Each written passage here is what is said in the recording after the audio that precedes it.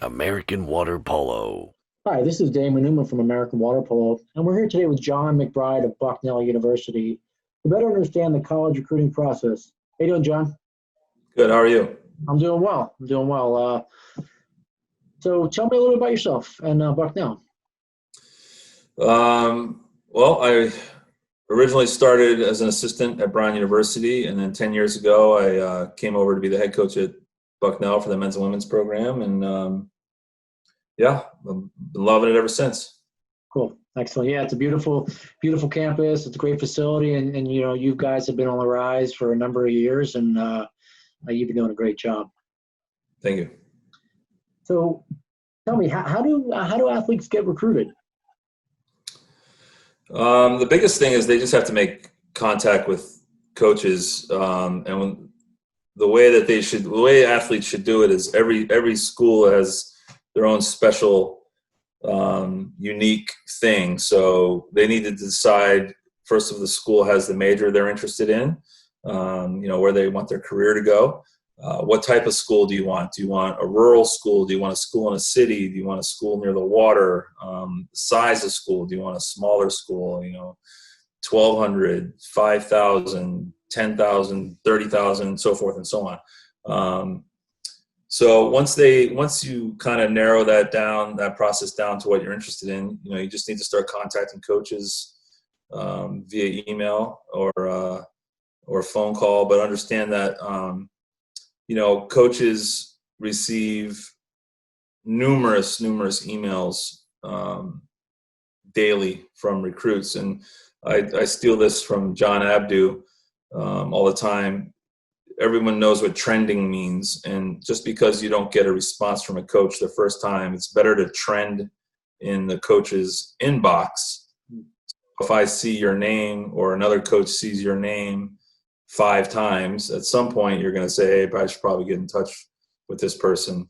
I think from talking with a lot of coaches, a lot of these kids, when they don't get that response to that first email, they kind of give up and say, well, the coaches aren't interested.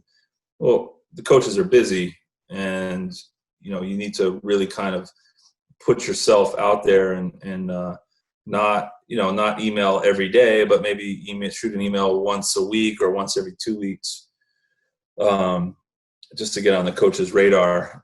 I think that's for most coaches that I work with or speak to, all my peers would agree with that. You have to be, as the student athlete, the person that's knocking on the door. Yeah, and because you do have like yourself, you coach the men and women's program.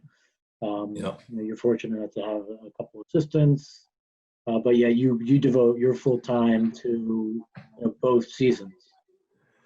Yeah, and depending on the program, some programs have most head coaches will designate an assistant coach to be the initial contact for recruiting. So you may email a head coach and get a response from an assistant coach.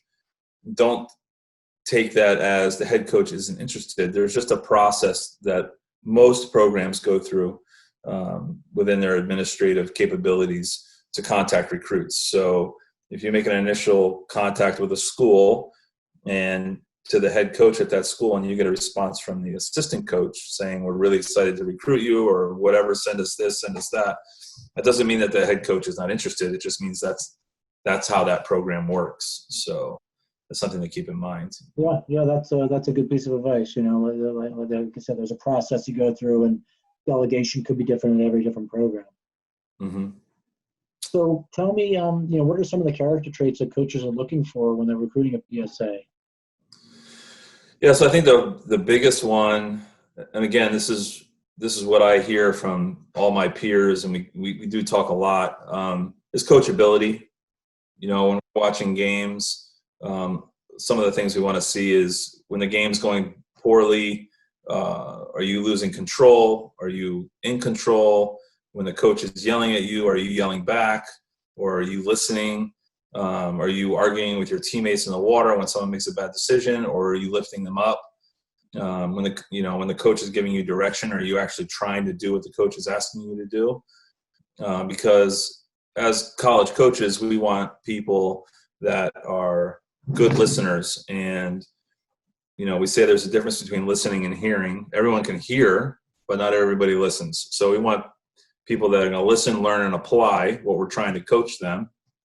And it's just so when we're at games, that's something we're looking for. I mean, obviously we're looking for a lot of things, but every coach wants to see that the athlete's capable of following directions and is coachable.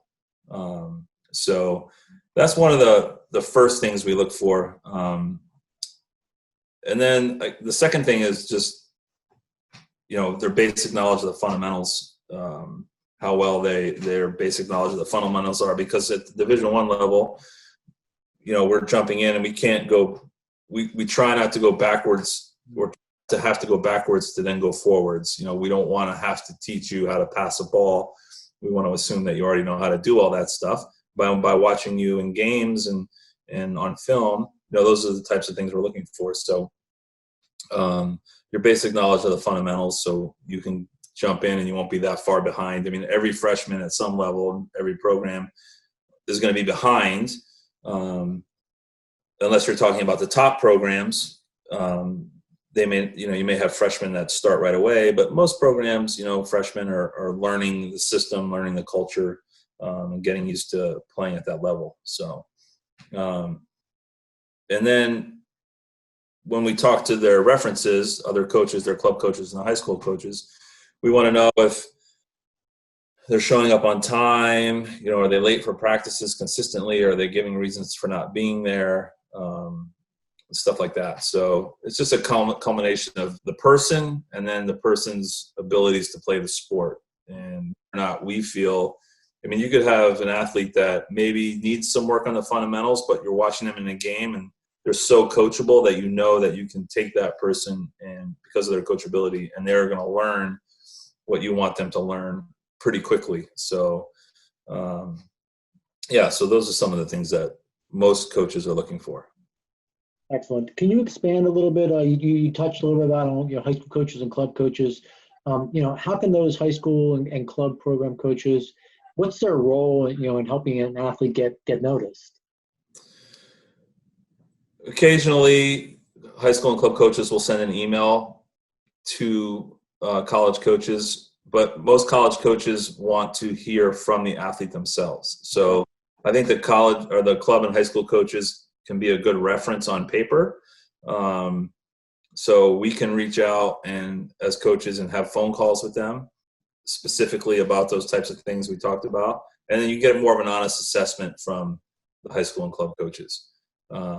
So, occasionally club coaches will reach out, but like I said, it's occasionally.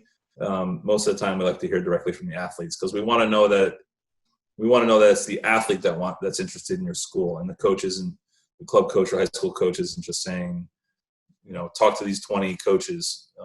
So most coaches will just call them as a reference. Most of the college coaches have relationships with the club and high school coaches already anyway. Right. A really honest relationship. So, we'll get the information we need. So if an athlete doesn't provide those references, but I see that they play for, or we see that they play for X club, we're going to call that coach we have a relationship with and see if we can get more information. So you talked a little bit about, obviously, NCAA rules are such as, the contact periods and when you can talk to recruits. When should a PSA start this recruiting process? Every school is different. Some schools want to hear from juniors. Some schools will look at sophomores. Some schools will wait till senior year.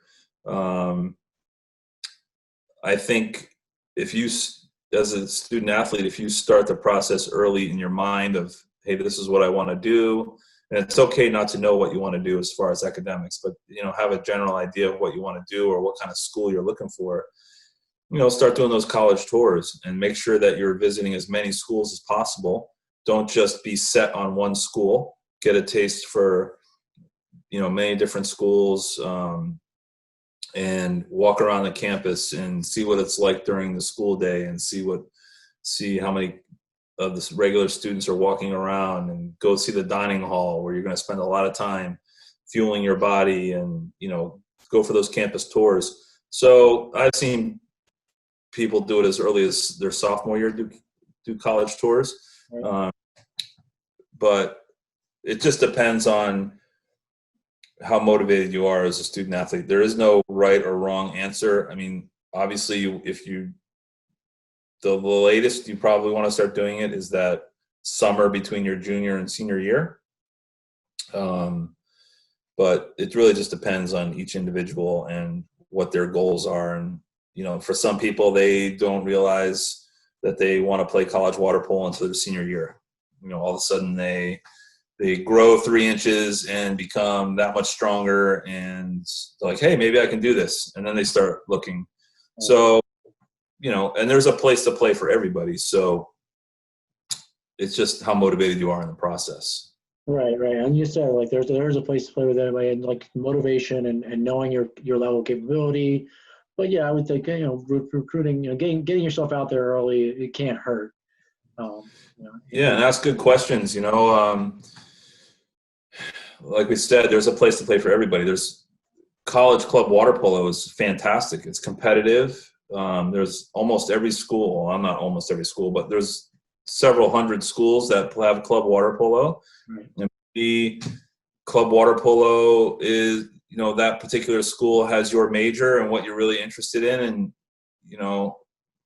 we picked the right sport to play and coach, but we picked the wrong sport to make any money at. So it's really good as an athlete to look long-term goals and see where you want to be at the end of 4 years. And if there's a school that has all the things you need to be successful after 4 years, but they have club water polo, then that's probably where you should go. Yeah. And then, Division III, there's a few Division II schools left, and then Division I, you have to decide what your commitment level is going to be for each. So, club water polo, there's a little bit, there's probably the least amount of commitment. And then as you move from an athletic standpoint, and then as you move through 3, 2, and 1, the commitment goes up. But our sport is unique because Division III, there's a lot of Division III schools that compete against Division I schools and beat them. Right. So you can play at a high level Division III program and beat Division I schools. There's no reason. I think a lot of people put a lot of weight into whether it's Division I, Division III, Division II. In our sport, it really doesn't matter at some level, and you just have to figure out. You have to figure out A, what your skill level is, B, what your commitment level is, and one of the good tools to do that is watch a game of one of the schools you're interested in, and then look at yourself in video and say, hey, does it look like I can play at that level? Honest conversation with yourself.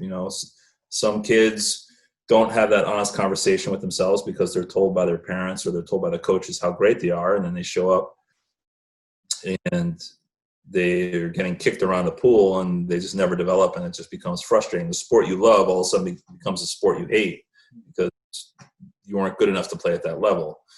So again, figure out what you want to do for your education. Find the school that has all the things you want. Because if you get hurt in water polo and you can never play again, if you get hurt your freshman year, first practice, and you can never play again, well, you better be at a school that has all the things that you would be interested in other than water polo, so you can enjoy your 4 years. Right. Otherwise, you'll be miserable. And you'll probably transfer and go to the school you should have gone to in the first place. So, yeah. So take water polo away and then find the love and fall in love with that.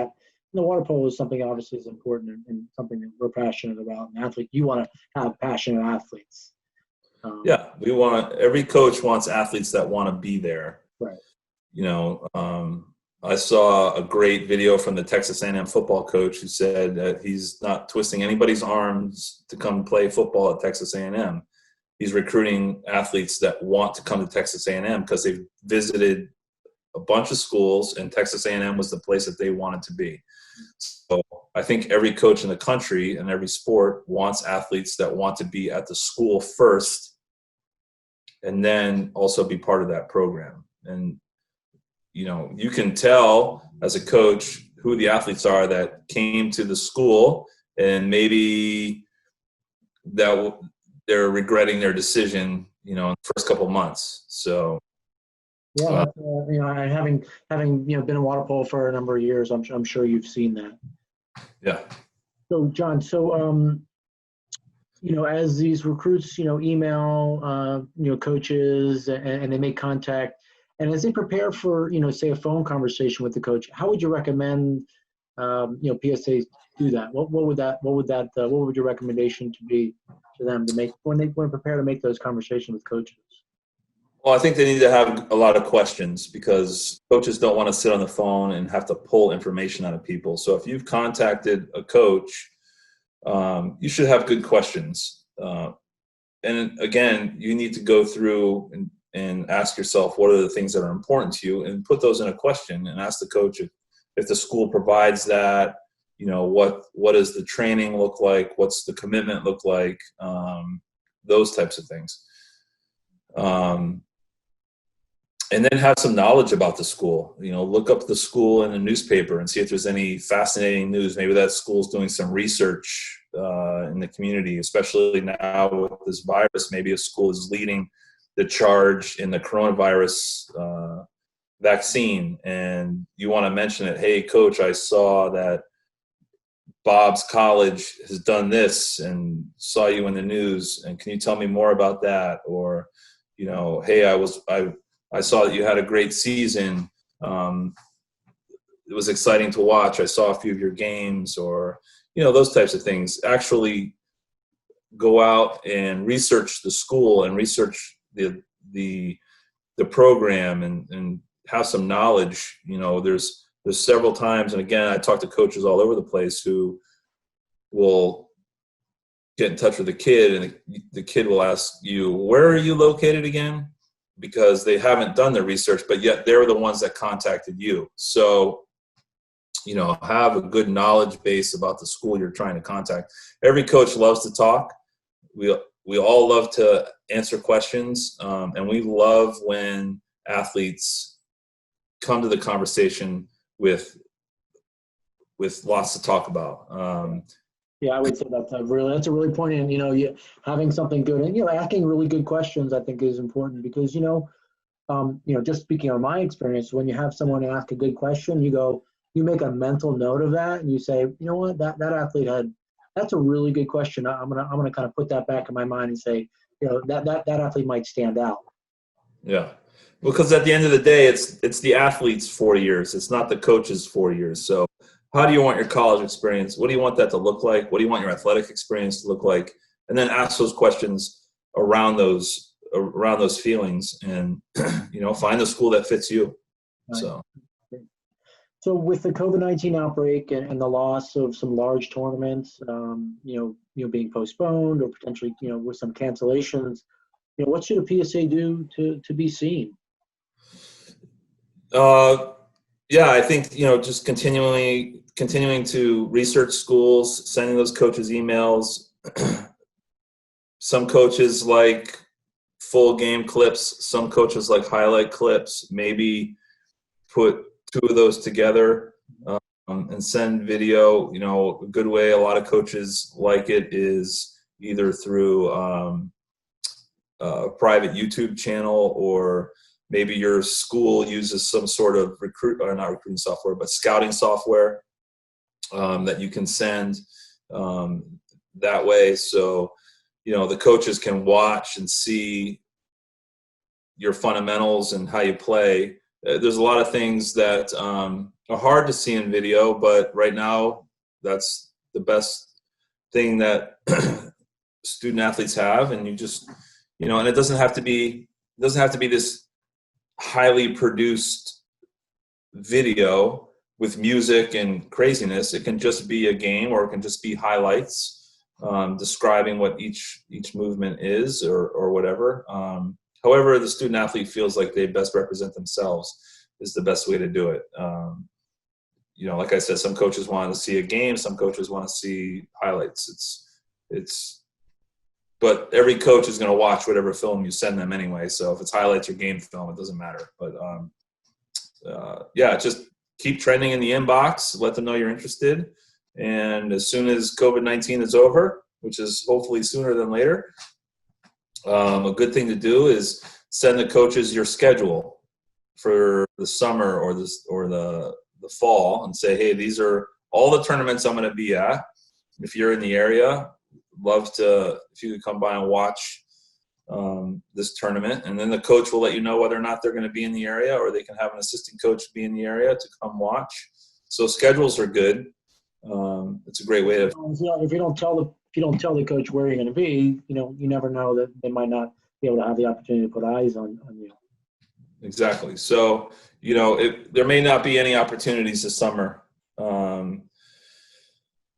So again, it's going to come down to Skype calls, Zoom calls, whatever it may be, and then video and lots of documentation. Coaches are going to want to see your grades. They're going to want to see, as soon as the SATs come back online, they're going to want to see your SATs or your ACTs.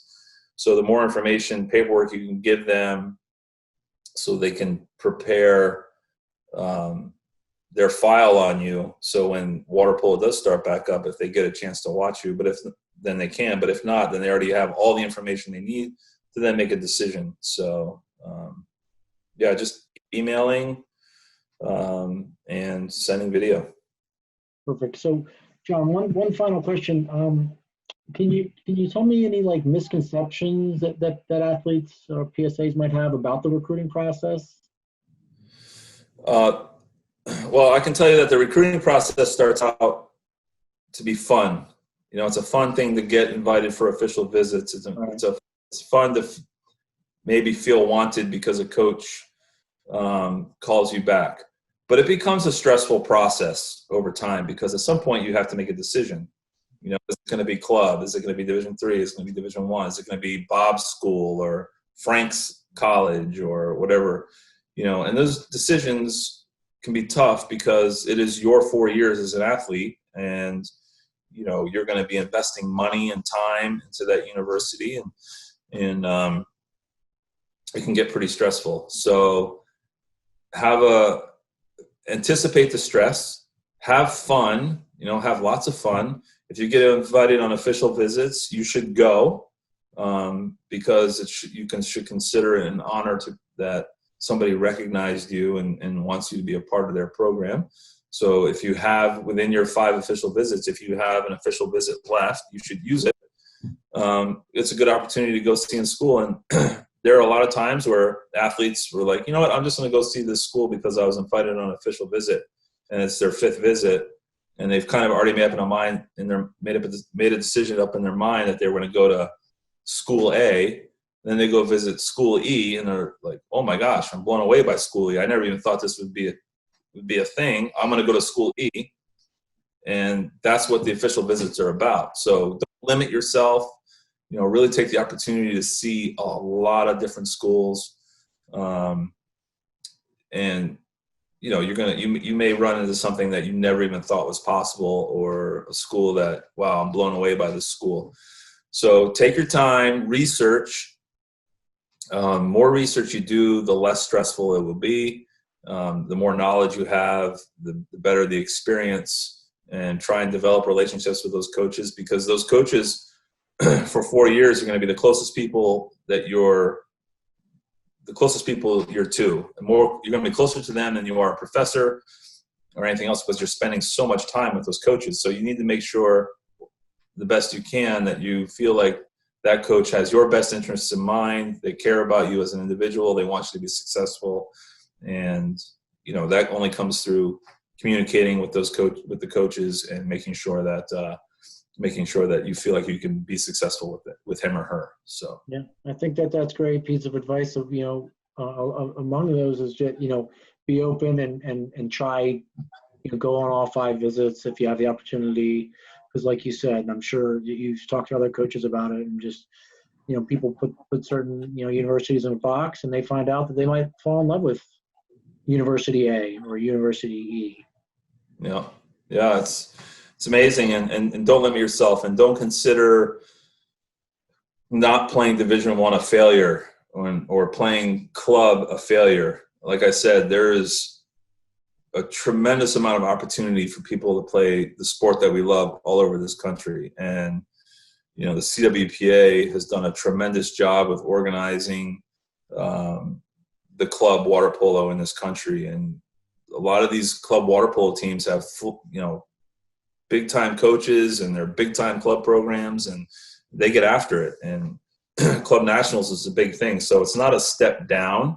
It's actually where are you going to be most comfortable, and where are you going to enjoy your 4 years, because you only get to do this once. So you might as well have the best time you can and really enjoy the experience. And if that's Division I, then great. Try and go Division I. If it's Division III or club, then do that. It doesn't matter. What matters is the piece of paper you have in your hand at the end of 4 years, and where that school is going to put you in the competitive job market. So you have an athlete out there might be watching this video, and they're interested in playing water polo beyond, you know, high school. What should the first step be? Whether it's, you know, University A, B, C, varsity, Division II, club. Research. I can't stress that enough. Look into the majors, or look into a large group of majors. I mean, you might be a business kid, and then you get to school and you start your business courses, and one of your courses, your general education requirements, is a philosophy class, and you're like, wow, I really like philosophy. I'm going to switch over to philosophy, or I'm going to switch over to, who knows, engineering, math, whatever. So make sure that there are plenty of opportunities for you to try different things. But if you are set on one particular major, find the schools that have those majors, and then from there, you know, figure out what size of school, where the location of school. Can I move out of state? My parents will let me move out of state. How much does the school cost? I mean, the cost of the school is a big thing. You know, you don't want to be in debt. You don't want $200,000 in debt to be a high school teacher, right? Because your whole life you're going to be in debt to college. If you have a $200,000 loan and you're a high school teacher, you're just never going to be able to pay it off. So look into, you know, if you want to be a teacher, how much are the salaries in the state that you want to work in, and how much can you afford to take out in loans, and is the school something that you and your parents can afford? Is this a long-term investment, a long-term smart investment for you? So it just comes down to research. And then if they have the water polo team there, great. Then you can contact the coach, and hopefully things will go well. So really take a look at the school itself, and, you know, is it where you want to be? You know, do you like the weather, or can you handle cold weather? Do you rather be somewhere where it's warm all the time? Do you like playing indoor pools? Do you like playing outdoor pools? All those things go into account. So just I call it a negotiable and non-negotiable list. There has to be the school has to have a bunch of negotiables and a list full of non-negotiables. And what I mean by the non-negotiables is the school must have it. So you are not going to that school unless it has these 10 things. And then you have a list of negotiables where you're okay if the school doesn't have it. It would be nice if it had it, but you're okay if it's not there. So have your list of negotiables and non-negotiables, and stick to your non-negotiables. And you'll start to see that your list of schools will come down pretty quick. That's awesome. Excellent. Hey, this is Damon Newman from American Water Polo. This has been John McBride from Bucknell University. You may have more information about the college recruiting process. Follow us on Instagram, Facebook, and our website, AmericanWaterPolo.org. Remember, it's important to stay connected to what's important to you.